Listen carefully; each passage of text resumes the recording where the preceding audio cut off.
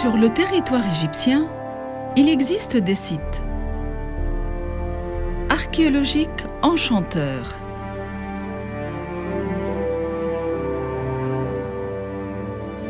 Des palais dont les murs mettent en valeur les événements qui ont tissé leur histoire.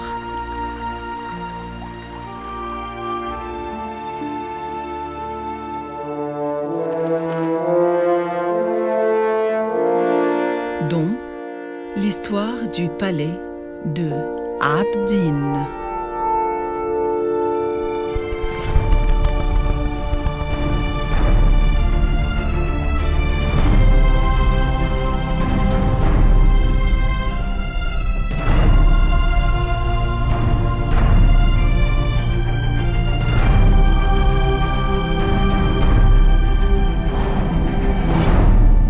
L'histoire du palais de Abdin commença en 1863 lorsque le khedive Ismaïl contacta les héritiers de Abdin Bek pour leur acheter le terrain qu'il avait choisi comme lieu de construction pour son palais.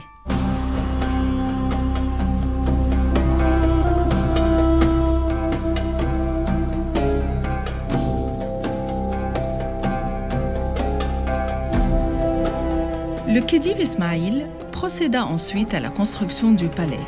Il fut conçu par les architectes français Corel et Léon Rousseau qui étaient chargés d'ériger cet édifice. Il a fallu une décennie pour que le travail soit achevé en 1873. Le palais servit de lieu de résidence pour 6 dirigeants consécutifs, allant du khedive Ismaïl jusqu'au dernier de la descendance de la famille de Mohammed Ali, le roi Farouk.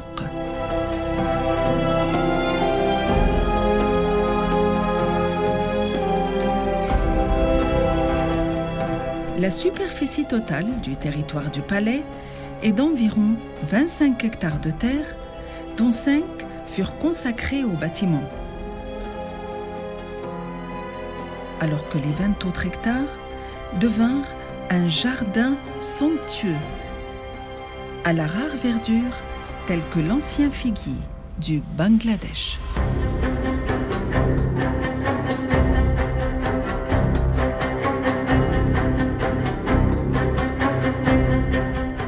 Au début du règne du roi Fouad Ier, 2 des plus beaux endroits du parc ont été construits dans le jardin du palais, à savoir les kiosques de thé et de la musique, donnant sur la piscine. Près de ce dernier se trouve la porte de Paris, qui est l'un des éléments les plus célèbres et les plus importants du palais.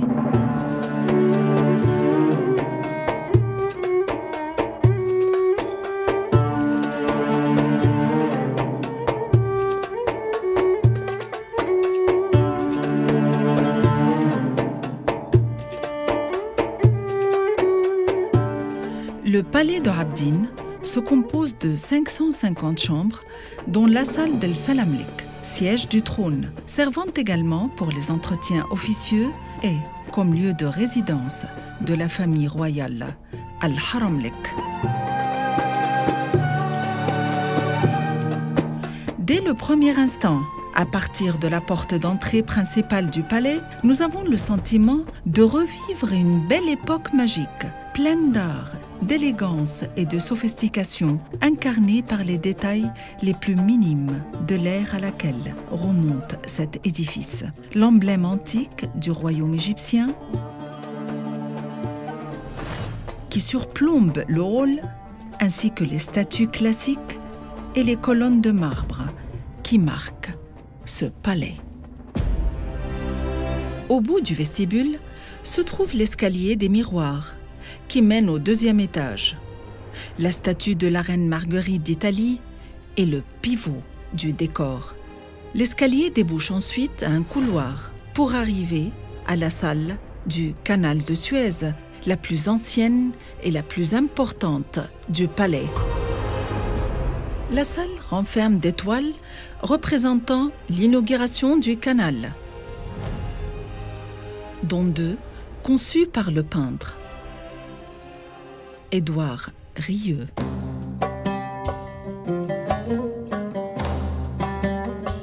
Le Khedive Ismail avait choisi François Link, le plus célèbre designer français de meubles. Il a créé de nombreuses pièces rares que nous allons passer en revue durant notre visite du palais. Parmi ces meubles se trouve le bureau du roi, dans le hall du canal de Suez, caractérisé par un fauteuil à 5 pieds.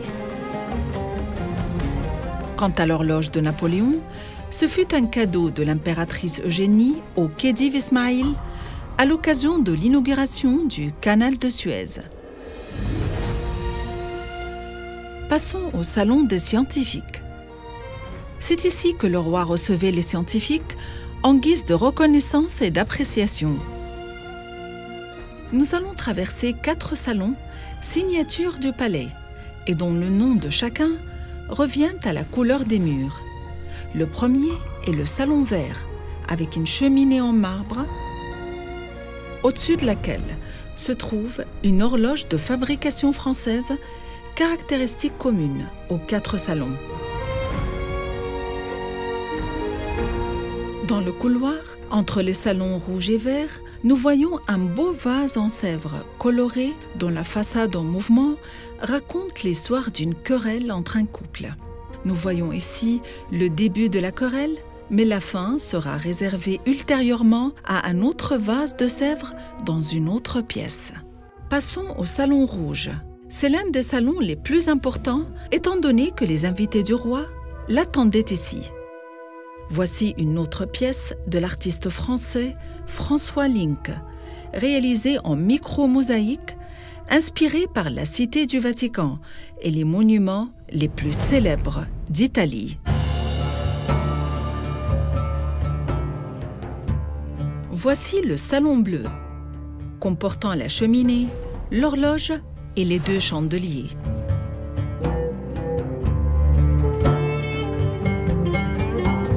La salle de réunion officielle était le théâtre d'événements politiques notables.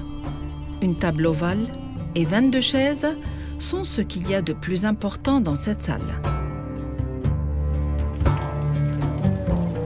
Dans le jardin hivernal, nous avons l'impression d'être à l'intérieur d'une peinture de génie, sachant qu'elle contient les plus belles espèces de plantes et de fleurs. Quelle ravissante lumière, dont les rayons traversent le plafond de verre jusqu'au jardin pour l'enrichir. Le jardin d'hiver a été l'endroit préféré du roi Fouad durant la saison.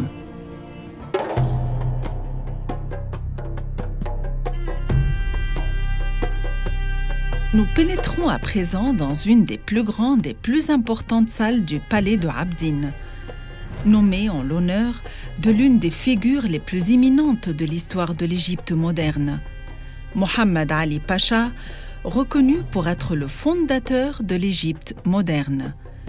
La salle Mohammed Ali du palais de Abdine a fait l'objet d'une attention particulière, caractérisée par les rares meubles de style Louis XVI et par la toile de tamissage du sable du Sphinx, peinte par l'orientaliste français Charles Théodore. Voici le deuxième vase en sèvres, semblable à ce que nous avons vu auparavant, mais cette fois-ci racontant la fin de l'heureuse histoire qui s'est déroulée suite à la querelle des époux.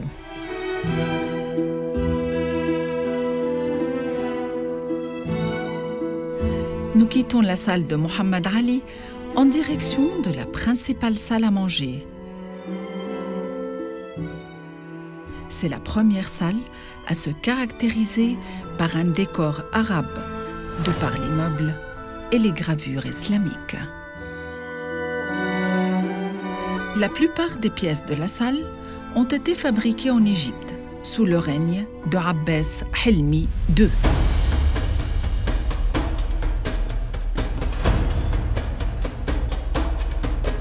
Sur les murs, on peut voir des gravures et des proverbes arabes dont le plus beau serait « J'ai vu toute forme de bonté, mais je n'ai rien vu de mieux que la miséricorde ».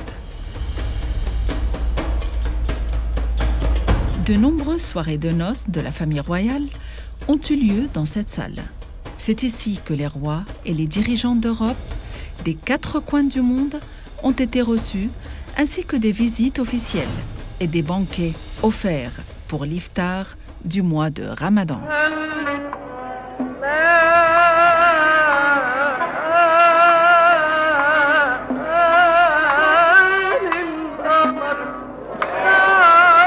Dans cet endroit, le silence s'impose. C'est dans la place, au son de la musique, qui se mêle aux plus belles chansons et aux douces paroles.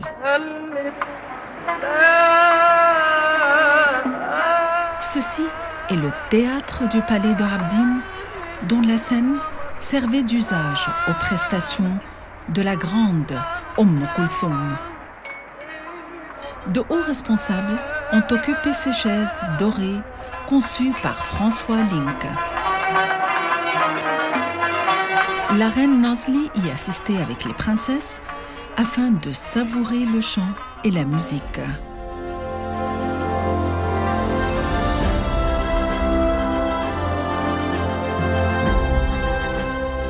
Du théâtre au Salon Blanc, le plus important parmi les 4 salons.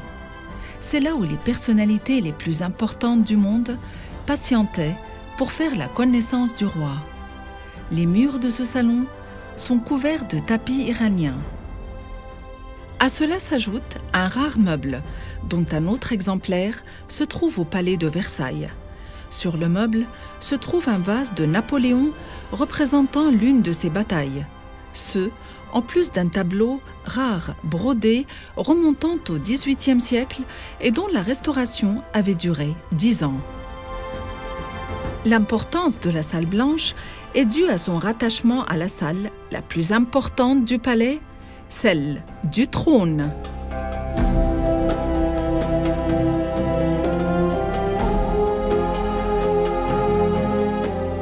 La salle du trône fut ordonnée par le roi Fouad Ier afin d'y couronner tous les futurs rois. L'artiste italien Verrucci avait conçu les détails en toute créativité, que ce soit le plafond de la salle en bois et en plaques dorées, les lustres fabriqués spécialement en Italie pour correspondre au style islamique, ou le vase de Sèvres, aussi rare qu'il soit, avec sa base mobile antisismique, ceci outre le restant des pièces antiques. Au bout de la salle, on perçoit le siège du trône, entouré par ceux des ministres et celui de Mohammed Saïd Pacha, qui gouvernait l'Égypte avant le Khedive Ismaïl. Du côté opposé se trouve le siège de la reine Nazli.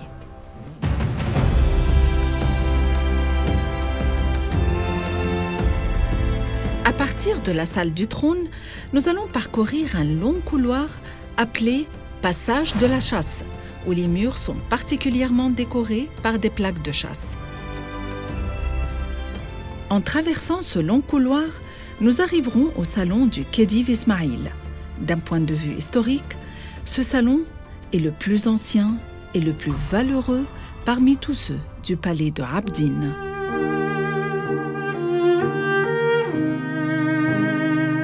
C'est ici que les contrats de mariage de plusieurs parmi les fils du Khedive Ismaïl ont été rédigés, avec ses œuvres d'art splendides comme décor.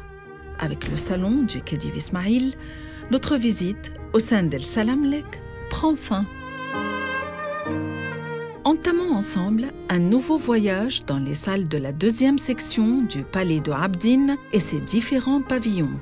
La salle de séjour de la famille royale, le Haramlek. Un long couloir le sépare d'El Salamlek avec sa splendeur et les précieuses œuvres possédées par le roi Farouk. Les vases de Galets. Celle-ci est une œuvre d'art conçue par François Link pour conserver les disques du gramophone. Au bout du couloir, nous sentons que la grandeur d'El Haramlek envahit notre âme. Voici l'appartement de la reine-mère, la reine Nazli. façonné par le fameux artiste italien Verrucci en réponse aux ordres du roi Fouad. C'est ici que le roi Farouk est né en 1920. Chaque appartement dans l'enceinte d'El Haramlek comprend 4 sections. La chambre à coucher, le dressing, la salle de bain royale et une salle de réception privée. Quittons l'appartement de la reine-mère pour nous rendre à la salle byzantine.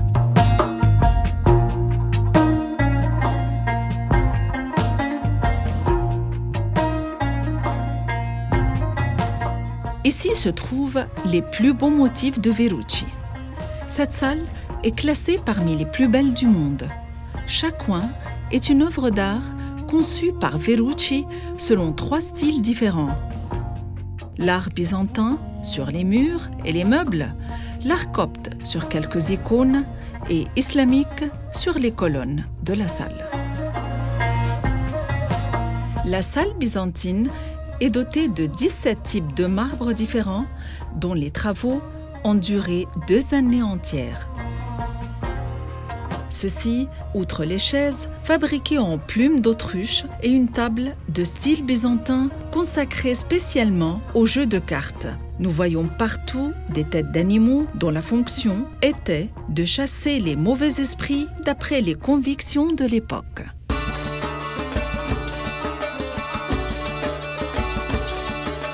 De la salle byzantine, nous nous dirigeons vers le pavillon belge qui doit son nom au séjour du premier invité de cette partie du palais, le roi de Belgique. Un bureau rare devant sa singularité aux 17 tiroirs secrets qu'il contient. Voici l'appartement de la reine Farida, première épouse du roi Farouk. Mais c'est la reine Narimen, la seconde épouse du roi, qui l'occupa suite au divorce séparant le roi de la première reine. Un des murs porte une photo de la reine Narimen en robe de mariée. Quant au pavillon du roi Farouk, ces 4 salles se distinguent par leur simplicité et leur modernisme.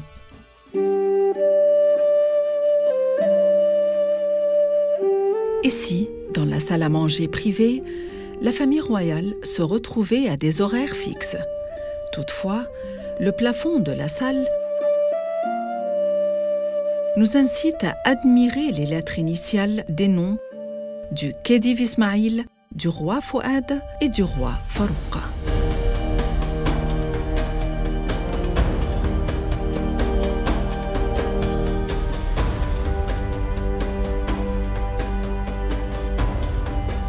Notre visite du palais prend fin, tout en aspirant à un avenir prometteur, inspiré par l'authenticité de notre histoire et de notre passé glorieux.